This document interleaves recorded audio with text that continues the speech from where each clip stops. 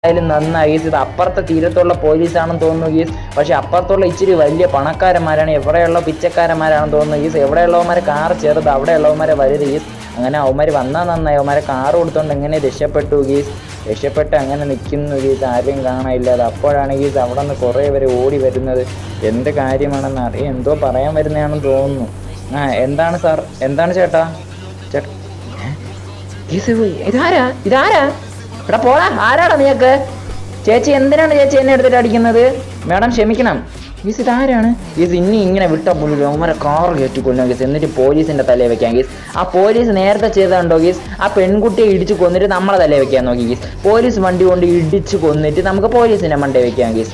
എനിക്ക് ദേഷ്യം വരുന്നുണ്ട്. കയ്യും കാരനൊക്കെ അടിച്ച് ഓടിക്കാനാണ് ഗീസ് തോന്നുന്നത്. ചത്ത് ഗീസ്, എന്തായാലും ചത്തിട്ടുണ്ട്. മൂന്നെണ്ണം തീർന്നിട്ടുണ്ട് ഗീസ്. മൂന്നെണ്ണം തീർന്നെന്ന് പറഞ്ഞ് നിൽക്കുമ്പോഴാണ് ഗീസ് അടുത്ത് വേറെ ഏതൊക്കെ രണ്ടെണ്ണം പറഞ്ഞത്. ഇതൊക്കെ ആരാണ് ഗീസ്? എന്തിനാണ് ഗീസ് നമ്മളെ